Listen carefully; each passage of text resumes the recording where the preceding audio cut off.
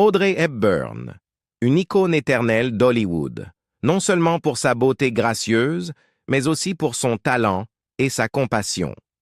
Sa vie ressemblait à un conte de fées, d'une petite fille survivant aux épreuves de la guerre à une star de cinéma mondialement célèbre. Mais derrière les feux éclatants de la rampe se cachaient des luttes et des chagrins silencieux que peu de gens connaissaient. Et dans l'histoire d'Audrey, il y avait un homme qui jouait un rôle important, Mel Ferrer. Une histoire d'amour à la fois belle et tumultueuse. Ils s'aimaient, ont gravi ensemble les sommets de la gloire, mais ont fini par se perdre. Quand Audrey Hepburn s'est éteinte, le monde entier l'a pleuré, mais peu savaient que Mel Ferrer a passé ses dernières années dans la solitude, portant en lui les souvenirs de celle qui avait été autrefois tout son univers. Plongeons plus profondément dans la vie d'Audrey Hepburn, sa relation fatidique avec Mel Ferrer et leurs derniers jours. La jeune fille sortie de la guerre. Audrey Hepburn est née le 4 mai 1929 à Bruxelles, en Belgique. Son nom de naissance était Audrey Kathleen Ruston. Sa mère, Ella van Heemstra, était une baronne néerlandaise, tandis que son père, Joseph Ruston, était un homme d'affaires britannique. En raison du travail de son père, Audrey passa ses premières années à voyager entre plusieurs pays, notamment la Belgique, les Pays-Bas et l'Angleterre. Cependant, le plus grand tournant de sa jeune vie survint lorsque son père abandonna la famille alors qu'elle n'avait que 6 ans. L'enfance d'Audrey fut à jamais marquée par les épreuves de la Seconde Guerre mondiale. Lorsque l'Allemagne nazie occupa les Pays-Bas, où elle s'était installée avec sa mère, la vie devint une lutte quotidienne pour survivre. La nourriture se fit rare, et comme tant d'autres, Audrey et sa famille souffrirent de malnutrition sévère. Pour rester en vie, elle se résigna à manger des bulbes de tulipes et endura une faim extrême, ce qui eut des conséquences durables sur sa santé. Ces expériences éprouvantes nourrirent en elle une profonde empathie pour ceux qui souffrent de la guerre et de la pauvreté, forgeant son engagement humanitaire futur. Malgré ces épreuves immenses, Audrey ne renonça jamais à sa passion pour les arts. Dès son plus jeune âge, elle étudia la danse classique et révéla rapidement un talent remarquable. Elle rêvait de devenir ballerine professionnelle, mais les effets de la malnutrition pendant la guerre avaient affaibli son corps, rendant impossible une carrière au plus haut niveau. Bien que dévastée, elle refusa d'abandonner la scène et se tourna vers le théâtre, une décision qui ferait d'elle l'une des actrices les plus aimées de tous les temps. Son parcours, d'une enfance ravagée par la guerre à la célébrité hollywoodienne, fut tout simplement extraordinaire. La résilience qu'elle développa durant ces années difficiles devint l'une de ses marques de fabrique, lui permettant de surmonter les épreuves personnelles et de devenir une icône intemporelle de grâce, de talent et de générosité. Le chemin vers Hollywood. Après la guerre, Audrey s'installa à Londres pour poursuivre son rêve de devenir actrice. Elle commença par de petites productions théâtrales, jouant des rôles mineurs tout en perfectionnant son art. Sa grâce naturelle, ses yeux expressifs et son talent indéniable attirèrent rapidement l'attention des directeurs de casting. Pourtant, percer dans l'industrie du cinéma ne fut pas chose facile, et Audrey travailla sans relâche pendant des années, prenant des cours de danse et jouant dans diverses pièces, avant de connaître enfin son grand tournant. Ce moment décisif arriva lorsqu'elle fut remarquée par la romancière française Colette, qui insista pour qu'Audrey tienne le rôle principal dans l'adaptation à Broadway de Gigi. Le succès de la pièce lui apporta une première reconnaissance, mais c'est Hollywood qui allait faire d'elle une légende. Peu après, elle fut choisie pour incarner la princesse Anne dans Vacances romaines, aux côtés de Gregory Peck. À l'origine, le studio voulait promouvoir Peck comme la seule star du film, mais celui-ci reconnut le talent exceptionnel d'Audrey et exigea qu'elle obtienne un crédit égal. Son intuition fut juste. La performance d'Audrey fut tout simplement magique. Le rôle de cette princesse à la fois protégée et aventurière lui valut l'Oscar de la meilleure actrice, faisant d'elle une star du jour au lendemain. Dès lors, Audrey devint l'une des actrices les plus recherchées de Hollywood. elle enchaîna les films emblématiques qui allaient marquer toute une époque. Dans Sabrina, elle séduisit le public par sa transformation d'une fille de chauffeur innocente en une jeune femme sophistiquée. Dans Drôle de frimousse, elle fit preuve de son élégance, dansant aux côtés du légendaire Fred Astaire. Son interprétation de Holly Golightly dans Diamant sur canapé devint l'une des performances les plus aimées de l'histoire du cinéma, faisant d'elle une icône de la mode et de la culture. Et dans My Fair Lady, elle releva le défi d'incarner Eliza Doolittle, une fleuriste cockney subissant une métamorphose spectaculaire. Ce qui rendait Audrey si spéciale, ce n'était pas seulement sa beauté ou son charme, mais la profondeur d'émotion qu'elle insufflait à chacun de ses personnages. Elle possédait cette rare capacité à établir un lien intime avec le public, qu'elle joue une princesse, une artiste en difficulté ou une mondaine. Sa présence à l'écran, à la fois délicate et forte, alliée à sa grâce naturelle, la distinguait des autres actrices de son époque. Malgré sa célébrité fulgurante, Audrey ne se laissa jamais totalement emporter par les fastes d'Hollywood. Derrière les lumières étincelantes, elle aspirait à quelque chose de plus profond. Une famille stable et aimante. Si elle adorait jouer, elle parlait souvent de son désir d'un foyer rempli d'amour et d'enfants. Et c'est alors qu'elle rencontra Mel Ferrer, l'homme en qui elle crut trouver le bonheur qu'elle cherchait si ardemment. Mel Ferrer, l'homme destiné d'Audrey Hepburn. Audrey Hepburn rencontra Mel Ferrer au début des années 550. À l'époque, Ferrer était un acteur, réalisateur et producteur ambitieux déjà bien établi dans l'industrie du spectacle. De 12 ans, son aîné, il avait été marié 2 fois auparavant et avait des enfants issus de ses relations précédentes. Dès leur première rencontre, Ferrer fut fasciné par la beauté et le talent extraordinaire d'Audrey. Il voyait en elle quelque chose d'unique. Non seulement une actrice, mais une femme qu'il pouvait aider à façonner et guider. Contrairement aux autres hommes attirés par la seule célébrité et l'apparence d'Audrey, Ferrer se voyait comme un mentor, quelqu'un qui la pousserait vers des sommets encore plus élevés dans sa carrière. Leur relation se renforça lorsqu'ils jouèrent ensemble dans la pièce de Broadway Ondine, une production qui marqua un tournant pour eux deux. La pièce connut un grand succès, valant à Audrey un Tony Award et scellant encore davantage le lien entre eux.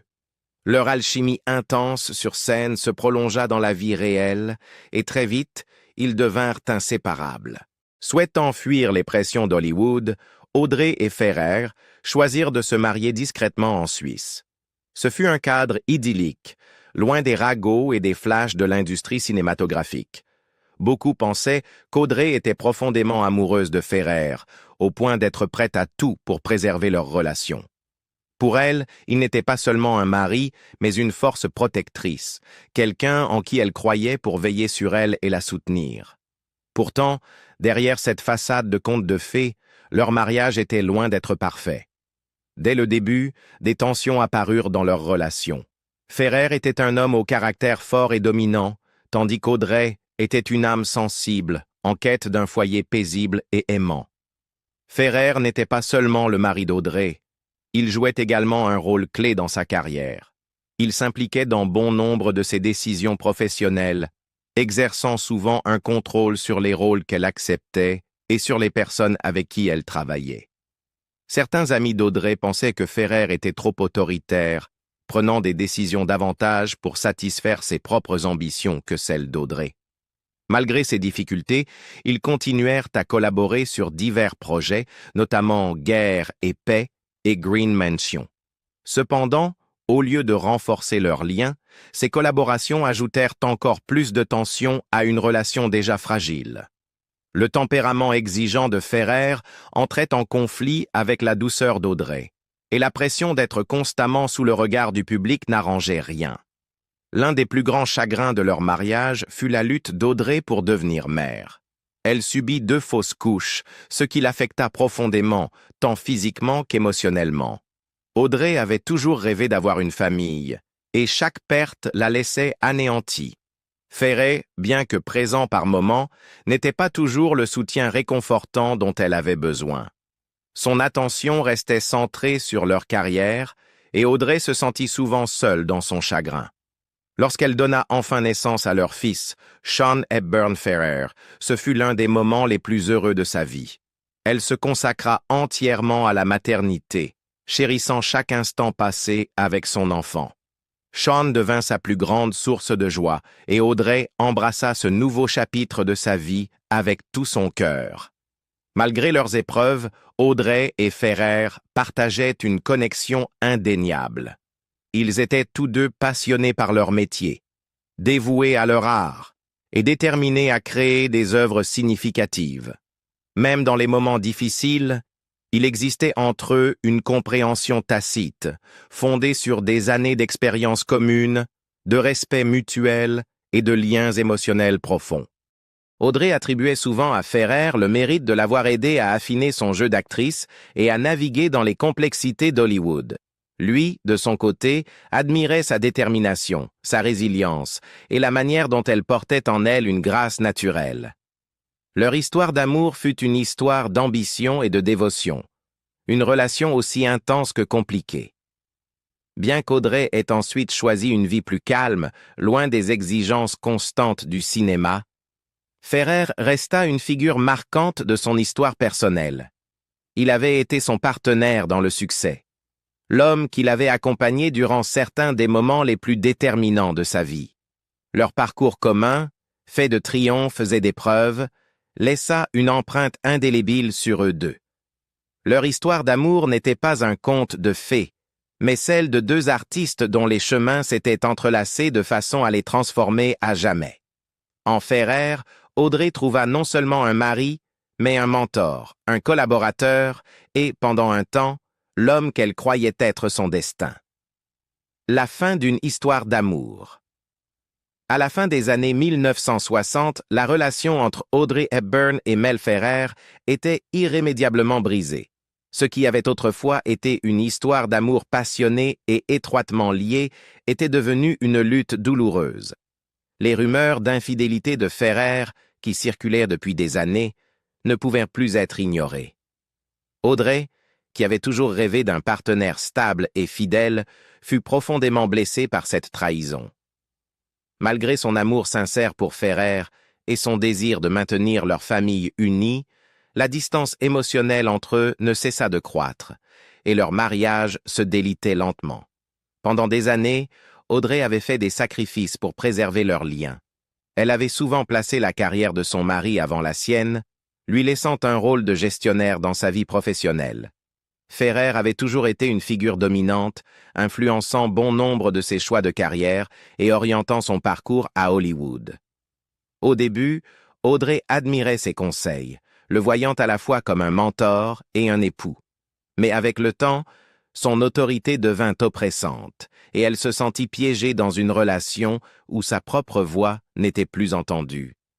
Les pressions de la célébrité, les exigences de leur carrière, et les attentes qu'on plaçait en eux en tant que couple emblématique d'Hollywood ne faisaient qu'aggraver leurs difficultés. Audrey, qui avait cru que l'amour et le mariage lui apporteraient le bonheur qu'elle recherchait tant, se retrouva plus seule que jamais.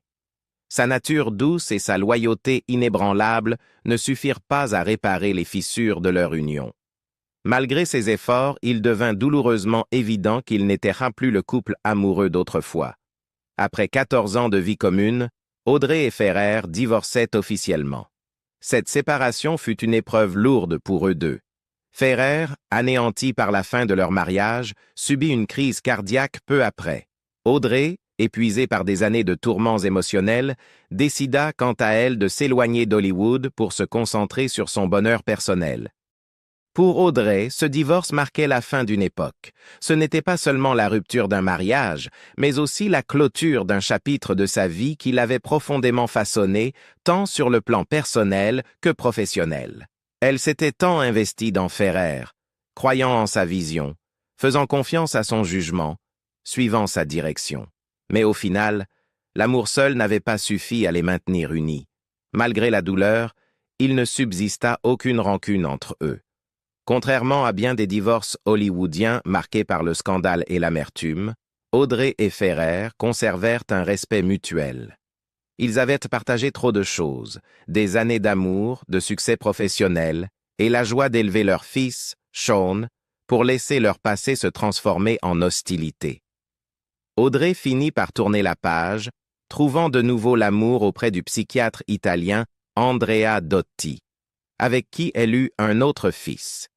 Elle s'éloigna du cinéma, consacrant davantage de temps à l'humanitaire, ce qui définirait plus tard son héritage.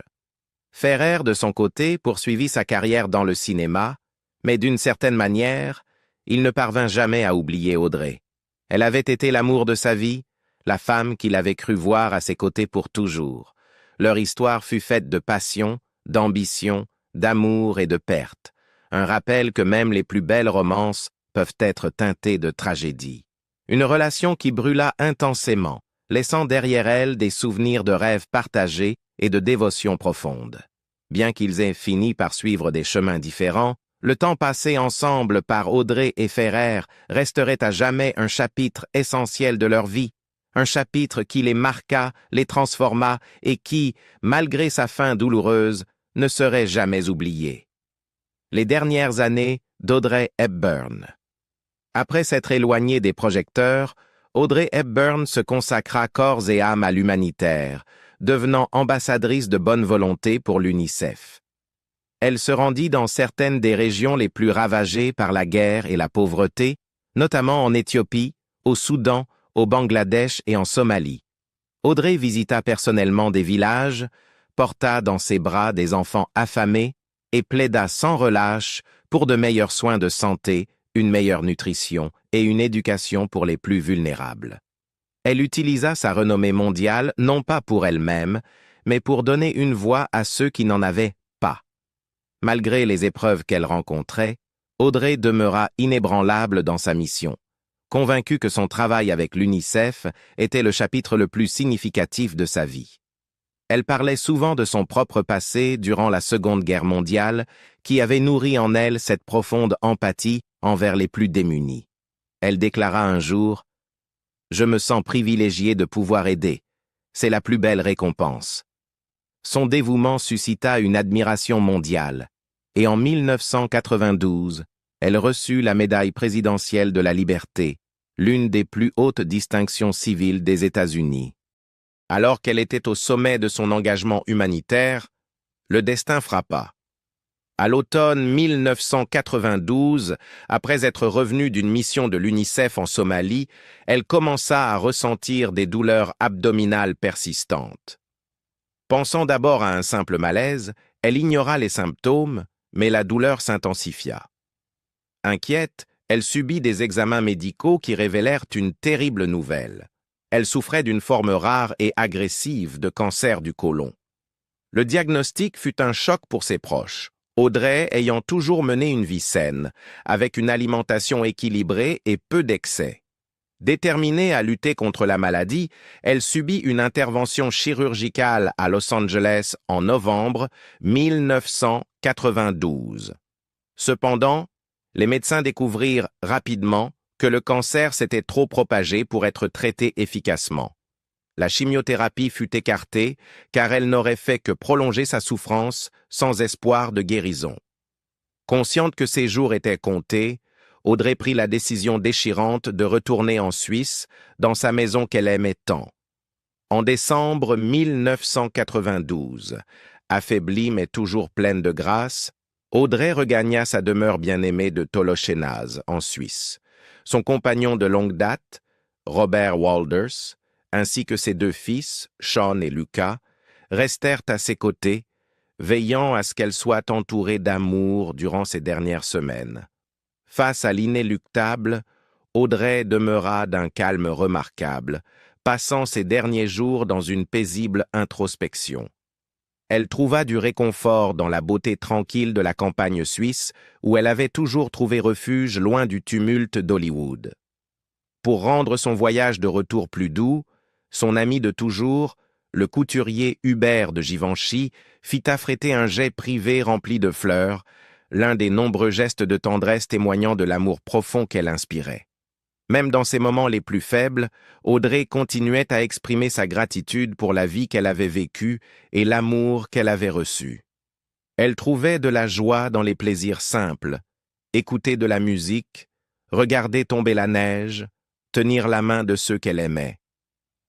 Le soir du 20 janvier 1993, Audrey Hepburn s'éteignit paisiblement dans son sommeil, entourée de Robert Wolders et de sa famille. Elle avait 63 ans. Le monde pleura la perte d'une icône, non seulement pour ses contributions au cinéma, mais pour sa gentillesse, son humilité et son engagement inébranlable envers les causes humanitaires. Les funérailles d'Audrey furent une cérémonie intime en présence de ses proches et amis. Des fleurs affluèrent du monde entier, témoignant de l'empreinte profonde qu'elle avait laissée.